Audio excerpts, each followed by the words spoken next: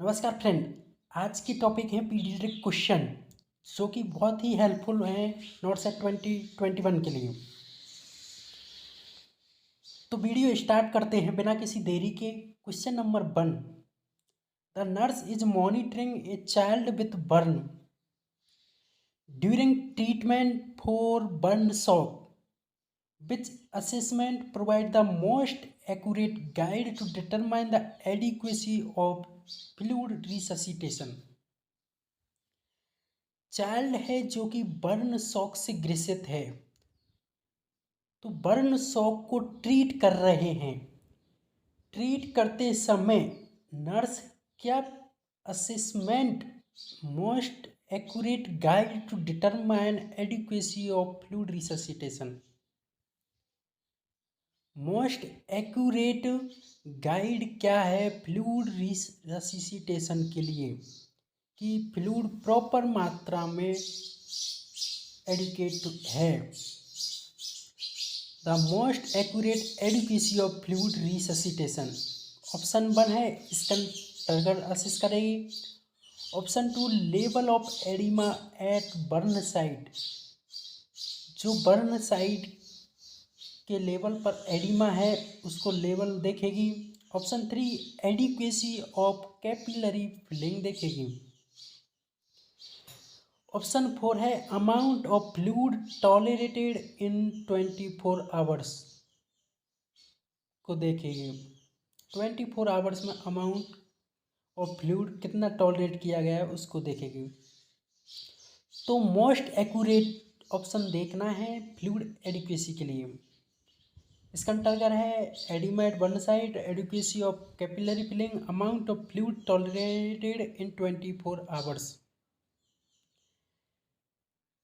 Comment right answer. बहुत अच्छे, बहुत अच्छे।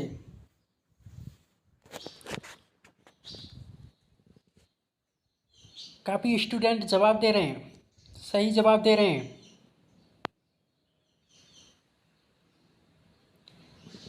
सो राइट आंसर है ऑप्शन 3। सो राइट आंसर है option 3। Adequacy of capillary filling,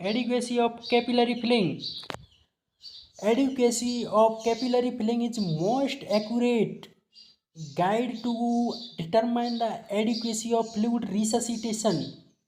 So option 3 is right answer. Option 3 is right answer. Next question है आपके सामने स्क्रीन पर आ गया है। स्क्रीन पर पढ़िए और कमेंट कीजिए। A topical corticosteroid is prescribed by the healthcare provider for a child with atopic dermatitis, जिसे अपन एक्जिमा भी बोलते हैं। Which instructions should the nurse give the parents about applying the cream? Child है जो कि एटोपिक डर्मेटाइटिस से ग्रसित है। पेशेंट को डॉक्टर ने टॉपिकल कॉर्टिकोस्टेरॉइड प्रिस्क्राइब्ड किया है, तो nurse give the parent about applying the cream. Nurse क्या टीचिंग प्लान देगी अप्लाइंग द क्रीम को कैसे अप्लाई करना है।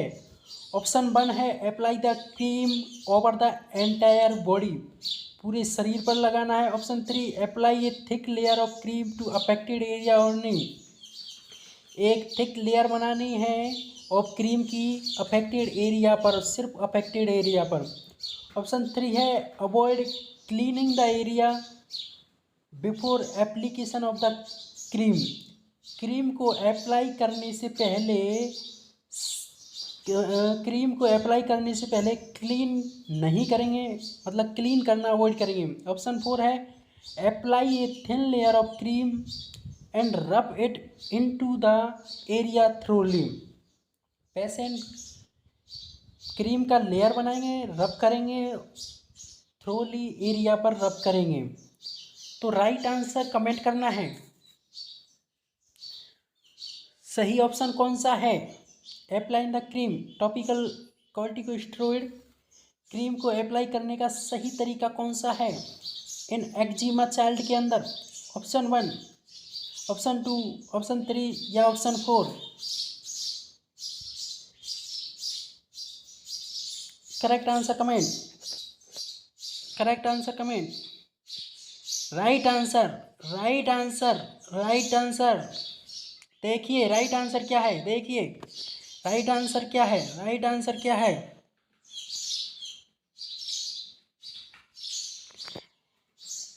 राइट आंसर क्या है? एटॉपिकल dermatitis. Atopic dermatitis is a superficial inflammatory process involving primarily the epidermis. Atopic dermatitis जो कि इन्फ्लामेटरी डिजीज है जिसमें इन्वॉल्व होती है epidermis layer. A topical corticosteroid may be prescribed and should be applied sparingly, thin layer and rub into the area thoroughly. एक layer बनानी है, layer बनाने के बाद स्लोली उसको रब करना है। The affected area should be clean, affected area को क्लीन करना होता है gently before the application, application करने से पहले क्लीन करना होता है। A topical corticosteroid should not be applied over extensive area, और टॉपिकल कॉर्टिकोस्टेरॉइड को अपन को पूरी होल बॉडी पर अप्लाई नहीं करना होता है। सो राइट आंसर है option 4, option 4 is right answer. Apply the cream over the entire body, entire body पर अपन अप्लाई नहीं करेंगे। A thick layer of cream in affected area only, a thick layer of cream to affected area only. Avoid cleaning the area before the application, मतलब clean करेंगे thin layer cream and rub it into the thoroughly. So right answer है option 4, option 4 है right answer. Option 2 के अंदर thick layer बना रहे हैं, तो थिक लेयर नहीं बनानी जबकि थिन लेयर बनानी है। So option 4 is right answer. Next question, question number 3, question number 3, question number 3, ये देखिए आपकी स्क्रीन पर question number 3, question number 3। The nurse analyzed the laboratory result of child with hemophilia. The nurse understands that which result will most likely be abnormal in this child. Option 1 है platelet count, option 2 है haematocrit level, option 3 है haemoglobin level, option 4 है partial thromboplastin time. Nurse analyse कर रही है haemophilia child के अंदर CBC count देख रही है, तो विच हीमोफीलिया चाइल्ड के अंदर कौन सा एबनॉर्मल होगा। ऑप्शन 1 है प्लेटलेट काउंट, ऑप्शन 2 है हेमेटोक्रिट लेवल, ऑप्शन 3 है हीमोग्लोबिन लेवल, ऑप्शन 4 है पार्शियल थ्रोम्बोप्लास्टिन टाइम। इन में से कौन सा एबनॉर्मल होगा हीमोफीलिया चाइल्ड के अंदर। Platelets count, haematocrit level, haemoglobin level, partial thromboplastin time. Correct answer. So right answer, so right answer है ऑप्शन 4। सो राइट आंसर है option 4, partial thromboplastin time is abnormal in haemophilia child. So option 4 is right answer. Platelet count normal होती है, haematocrit level normal होता है, haemoglobin level normal होता है। Option 4 partial thromboplastin time abnormal होता है। So right answer option 4। Next question, question number 4, question number 4, question number 4। The nurse is providing home care instruction to the parents of 10-year-old child with haemophilia. Which sports activity should the nurse suggest for the child. Child है जो कि haemophilia से ग्रसित है, तो nurse उसे sport के लिए क्या सजेस्ट करेगी। ऑप्शन 1 है सॉकर के लिए बोलेगी, ऑप्शन 2 है बास्केटबॉल के लिए बोलेगी, ऑप्शन 3 है स्विमिंग के लिए बोलेगी, ऑप्शन 4 है फील्ड हॉकी के लिए बोलेगी। सो जल्दी से जल्दी से जल्दी से कमेंट कीजिए, जल्दी से कमेंट करिए। बहुत बढ़िया, बहुत बढ़िया।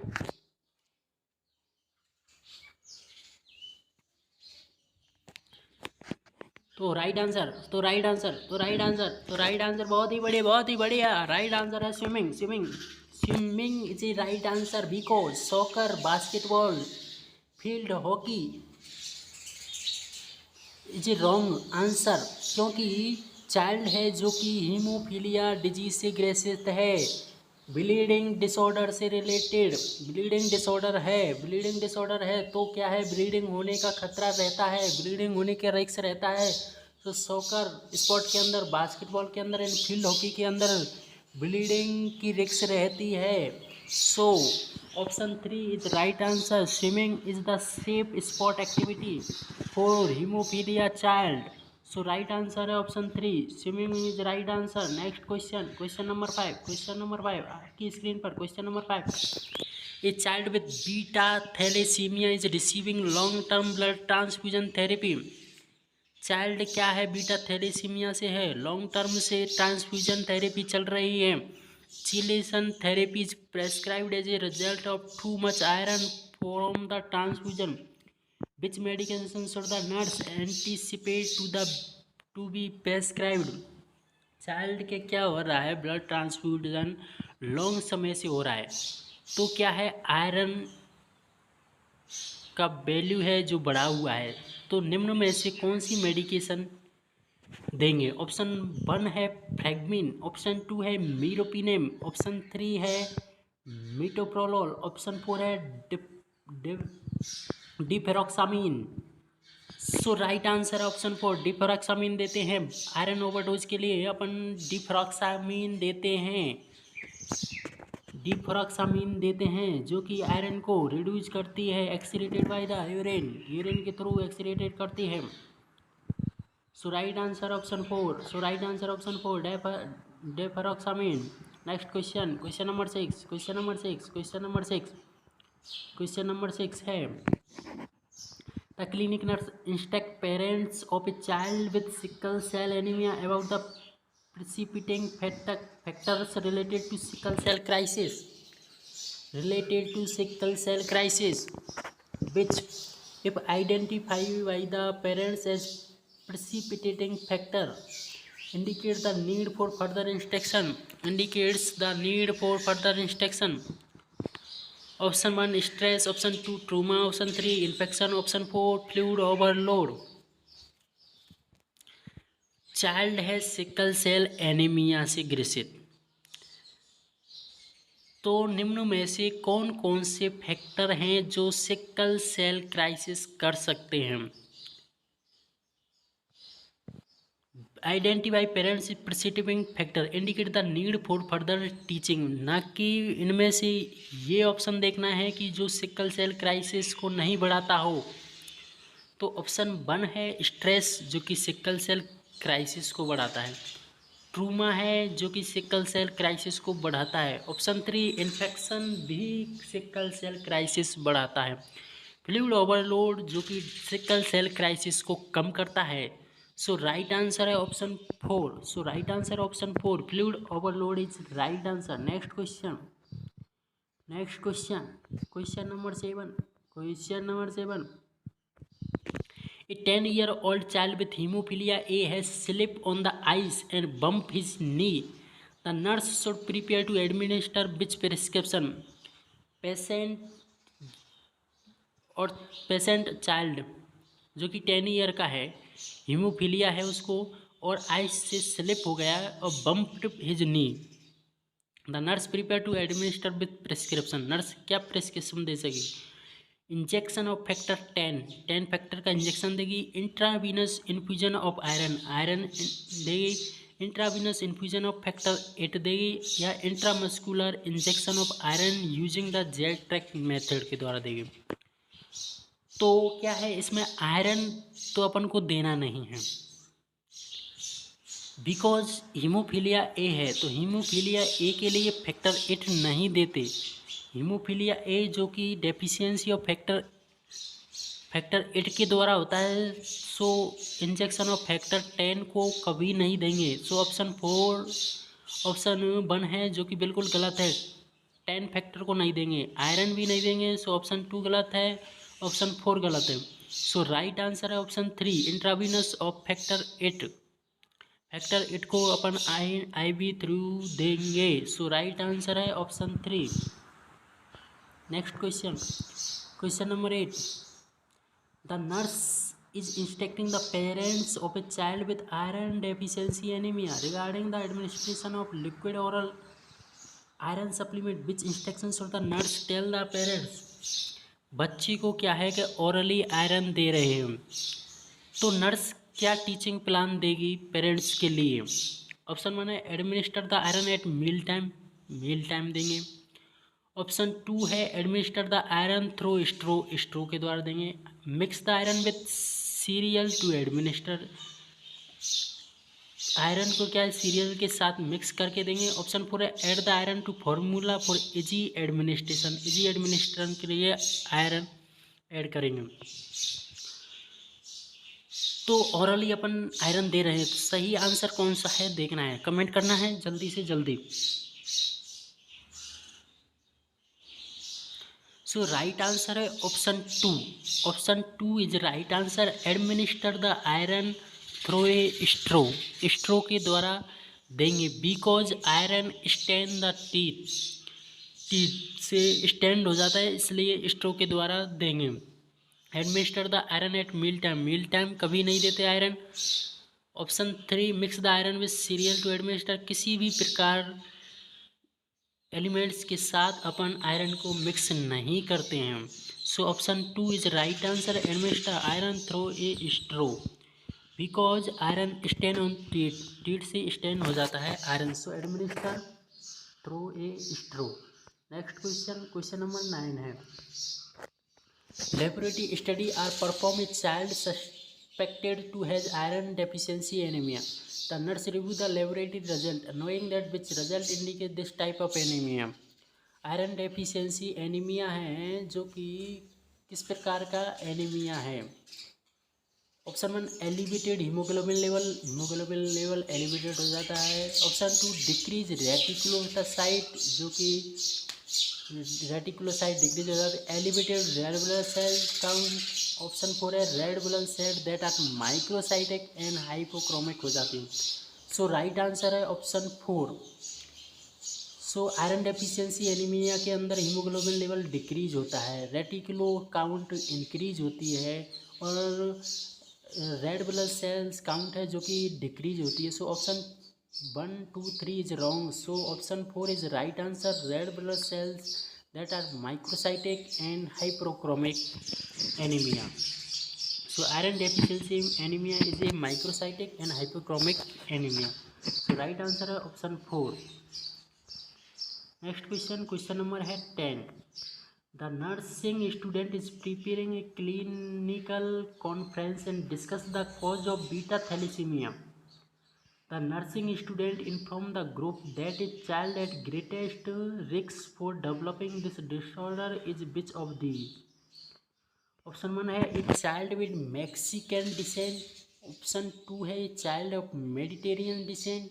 ऑप्शन 3 है a child whose intake of iron is extremely poor. Option 4 है a breastfed child with mother with chronic anemia. So beta thalassaemia के लिए ग्रेटेस्ट रिस्क फैक्टर कौन सा है? Option 1 Mexican descent, option 2 Mediterranean descent, option 3 iron extremely poor intake, option 4 है breast feed child with mother with chronic anaemia. So right answer है option 2, child with Mediterranean descent से है तो वह greatest risk factor of beta thalassaemia. Child with Mediterranean descent से है तो वो क्या है? Greatest risk factor of beta thalassaemia. So thank you for watching. Subscribe, like, share करना ना भूलें। Thank you for watching. धन्यवाद।